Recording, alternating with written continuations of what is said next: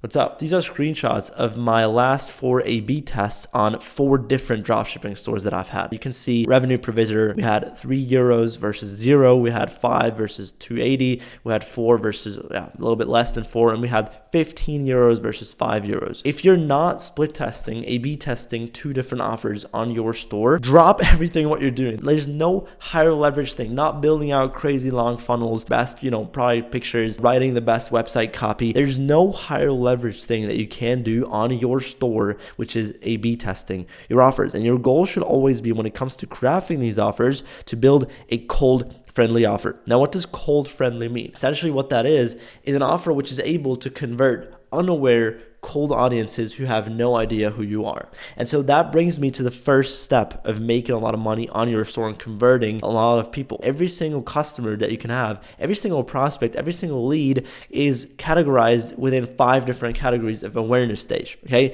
so you have the most aware people, you have product aware people, solution aware people, problem aware people, and unaware people. And obviously, all these different, awareness stages need different messaging, different marketing to kind of come to your store. But this is something which I've never really talked about before. Essentially, on your store too, you can actually have offers which speak to different awareness stages. And so I'm going to give you a very easy example for this, right? Imagine you sell a t-shirt, okay? And brand 1 sells a 3-pack of t-shirts. Let's say it's like a gray, black, and white one. So like a 3 t-shirt pack, and there's a discount obviously on it, right?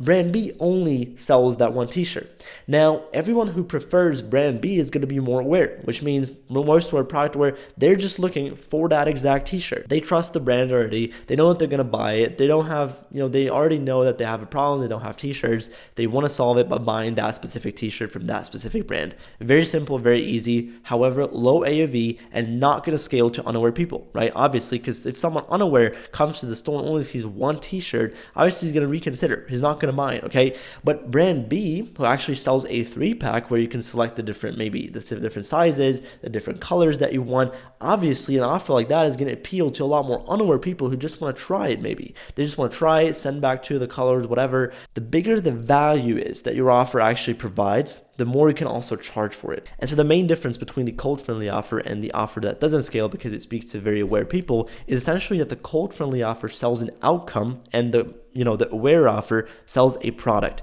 That's the difference. Okay, obviously you can speak a lot about value, about price, about what people get, about what people pay. Just on a surface level, you can always think of your offers in awareness stages. And for example, let's say someone who's completely totally unaware is going to need a lot more products, a lot more value inside of that offer to actually convert, right? Maybe not a lot stronger guarantee. All these things are ways to enhance the value and to speak to more unaware people. And this is why some offers scale and some offers actually cap at certain revenue points. If you've ever had an offer drop conversion rate whenever you've scaled above a certain point, even though your ads were not the problem, right? You didn't have ad fatigue, everything was going super well, the ads could actually scale. Well, now it's because of your offer. Your offer is actually also capping at certain revenue points, at certain awareness stages. Obviously, as you scale further and further on, your ad scale, you get shown to more unaware people, which essentially means people have no clue what you do, who you are, come to your store. They have no clue that they even have a problem maybe, but then they see the offer, which is just a 1-pack of something, and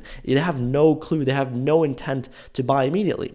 And so you can either build a super long funnel to warm people up, but it's just always just easier and more effective and higher leverage to split test your offers and to build like main offer versus a new one, which is essentially not a big danger because if it doesn't work, you just switch it up or go back to the main one. And it's like there's absolutely no risk involved in A/B testing your offers. Just to kind of walk you through what an A/B test even is if you've never heard of it, the traffic essentially comes from the same traffic source, so it's the same traffic quality, but random 50% see offer 1 and random 50% see offer 2.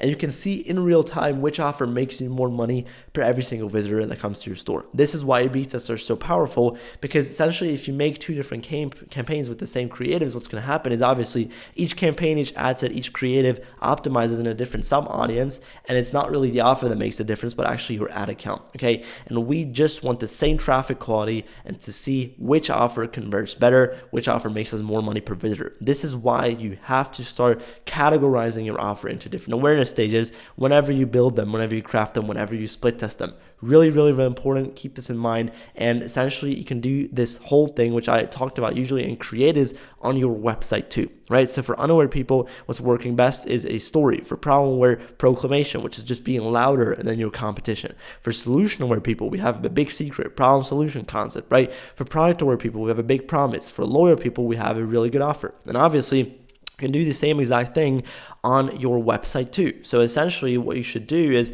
obviously a completely unaware person is maybe not going to buy immediately if you show them the offer directly. So you should warm them up maybe with like a pre-sale page, or even like only sending them to a sales page so that the offer is at the end of the page, right? Obviously you've seen this again and again and again. If you check out a lot of big brands, what they do in ads libraries, like if you click their landing pages, you can actually scroll down, and on the bottom of the page is the offer, not on the top, usually when you have a product page, okay? That's the main difference there, but you should always split test your offers. And once again, I'm going to really double down on this because I believe this is 100% true, and it's always been, as you can see here, helpful for me. There's never been a higher leverage thing for me on my store side of things than to split test my offer, because if you check out this, I have the same copy, the same media, everything is the same. And check out this one. I made €3.57 versus 0. If I would have only tested this, like if I had only tested this offer, I would have literally moved on with that product and not scaled it, right? Same thing here, €5 versus 287.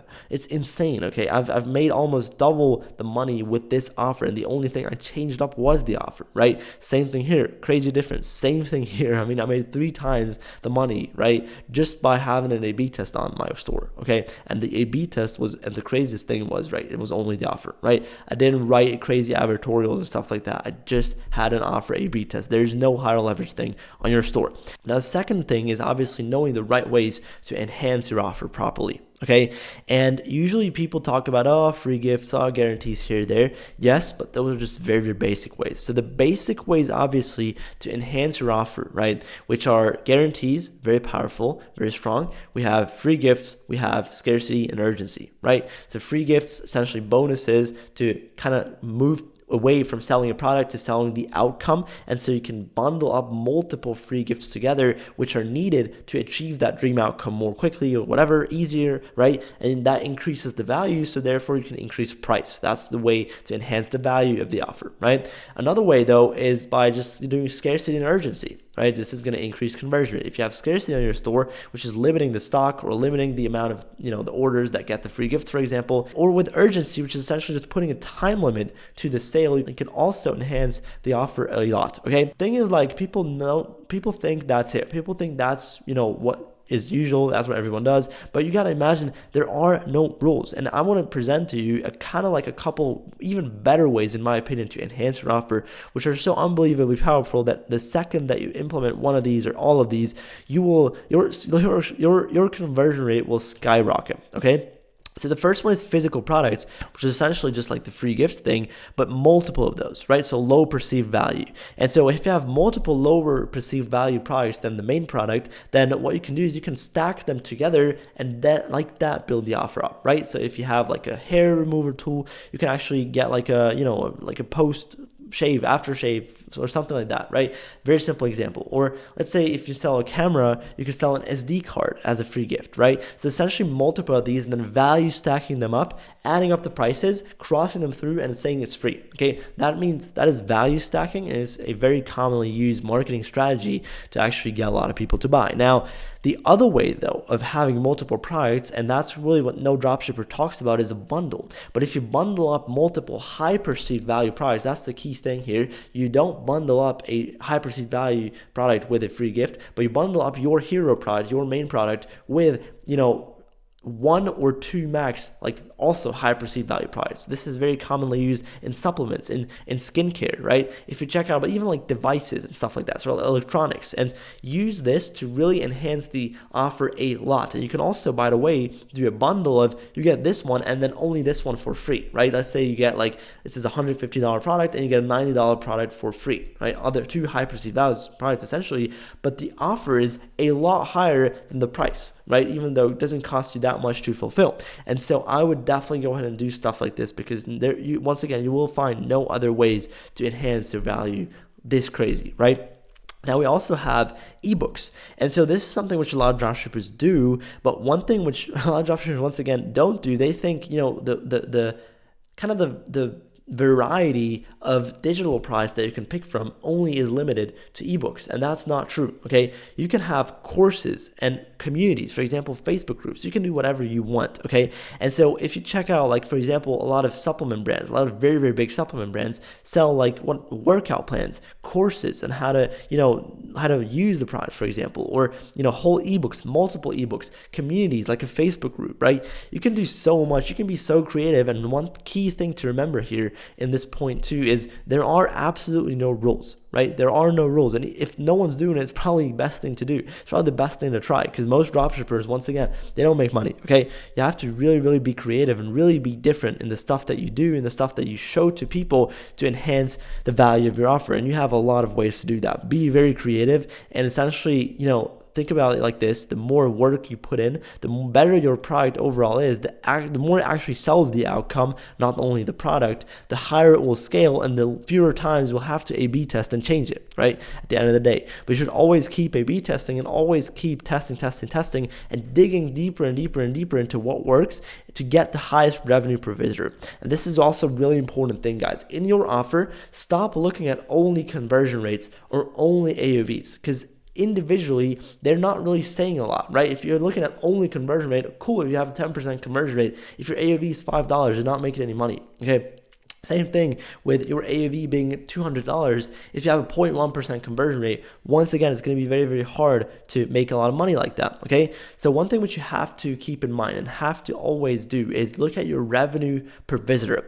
And your revenue per visitor is essentially just like telling you how much you actually make directly compared to your cost per click, right? So how much are you profiting? And so at the end of the day, it's a lot more accurate of a metric, because if you compare, like it's a combination of your AOV and your conversion rate. It's so important to look at both of these things combined, because that's what actually makes a good offer and a good website, a good converting store. Not only the conversion rate, not only the AOV, right? Really, really important. And the third thing here, which I want to kind of talk about, is the price value discrepancy. This is what you have to nail, right? When it comes to your offer, this is what really people have to feel. So what is the value? Value is what people get or what they feel like they get. Price is what they actually pay for it. Okay, so in B2B, for example, let's put e-com aside for a second. In B2B, it's very, very simple to be more expensive than your competitors if you are proven to actually make them more money than the competitors. So let's say the competitors are charging $10,000 for a service, right? You're charging $50,000, but the competitors are making them $90,000, and you're making them, let's say, $900,000 or $200,000. If you're making them more money, it's obviously better than, to obviously still a higher value offer. Still a better offer if you charge 5 times, even though you charge 5 times the price for it, right? Just like in e-com, because in e-com, at the end of the day, what you're doing is you're trying to all these smaller things, offer structure, bundles, whatever, and then all these ways to enhance it, like we talked about before, to enhance the value, what they feel like they get. And obviously, you should be looking forward to becoming the most expensive competitor, which is increasing the price. And you can only get away with being the most expensive competitor if you pull it off, if you provide more value than your competitors. And this is really important, right? Because the price value discrepancy is just the gap or the difference between your price, the price of your offer, and the value of your offer. Again, what people pay versus what people get, okay? And you have to, the better your, like a good offer is just the one with as big as a gap between these two as possible. Okay, they just have to feel like they're getting a lot more than what they paid for, and that's when you get a conversion. Because every single time that your price is the exact same as your value, people will not get it, because you have to look at the value equation, right? It's like we have the dream outcome, we have the perceived likelihood of achievement, we have the time delay, and we have effort and sacrifice, right? If you think about it this way, if your price is the same as your value, but people have to actually use it daily, it takes 2 weeks until it's arriving, to their house, you gotta keep in mind that there's more than just your dream outcome. But because obviously everyone can say, oh yeah, you're gonna get rid of skincare, but you have to use it twice a day. You have to actually reorder it every month. You have to wait a week until it's there, until you can start using it. All these things decrease your value, right? So if the dream outcome is the same as your price, like the value of the dream outcome is the same as your price, you're not going to get conversions. You're not going to make money. And this is why most offers don't convert, right? You have to provide more value than what people pay for. And if you can't do that, you're not going to make any money. Then your business will not work.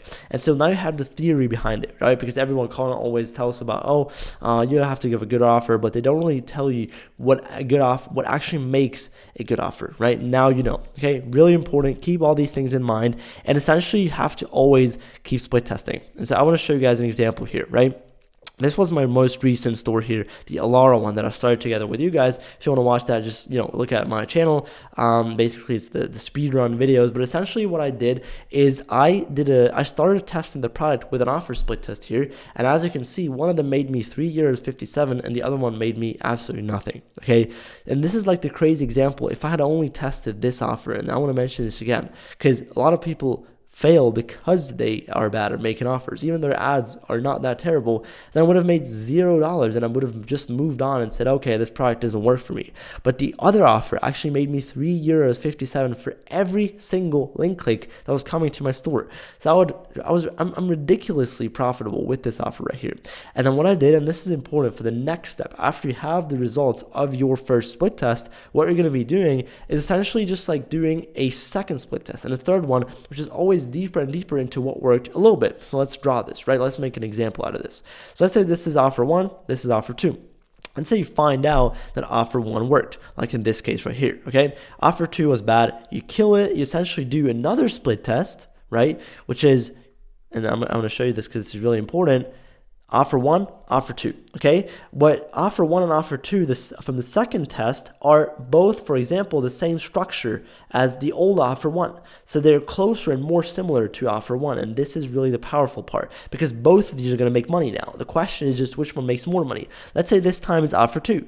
Well, now what you do is, let's zoom in a little bit. You do 2 new offers. Once again, more similar to offer 1, 2, right? And you do this again and again and again until you're at, a 10, 15 euro, or dollar, basically revenue per visitor. You never essentially stop. This is the same iterative approach that you have in your creative system, right? You should never be satisfied with the performance of your ads. You should never be satisfied and feel like you're finished. And the same thing applies to your offers. And the cool thing is it's all in the numbers because your revenue per visitor essentially comes down to your conversion rate and to your average order value. Now, there's a million ways to increase your average order value, and there's also a million ways to increase your conversion rate, right? And so it really just comes down to building a cold-friendly offer. Keep this in mind. Try to speak to very unaware people because that's the type of offer that scales the most. Keep these things in mind. So I want you to go ahead and check out these 2 offers right here. And the reason why I believe these are super good offers or why they convert so well, obviously not my offers, but really good examples for cold-friendly offers. And so for the first one, Kino Body, is essentially just a supplement where the guy here, which is an influencer, essentially just like put here his 12-week program and just sells his supplement with his program. And so this enhances his offer so much that you can, for a little jar like this, for a little thing like this, you can charge $77, right? And it's so powerful and it has such a high conversion rate because essentially the value of this offer is so much higher than just $77. But what is the cost of goods for this offer? Maybe $10, like $15, right? So it's insane. And so if you compare this to just a normal offer, like only this supplement right here, obviously you would have been able to charge like what, 30? So it's essentially just like, using all the leverage that you have to build the best offers possible. Just like in this example, this is from the brand Bleen, and what they did, and essentially they have a 1-pack for $29, and then they have a 2-pack with a free body scrub for silky and shiny skin for $49. And essentially this obviously also includes free shipping, right? The reason why this is so much more attractive for more unaware people, first of all, the free gift, right? So the free body scrub obviously kind of enhances the value and sells more the outcome instead of the actual just like the normal product itself. That's why what happened if the only option was the first one right here. And essentially the other thing which I wanted to mention is like what they did is like they have a 2-pack here. And so the 2-pack, essentially what that does is, everyone who obviously is unaware, and so they come to the store, they say, okay, well, I get 2 for a big discount.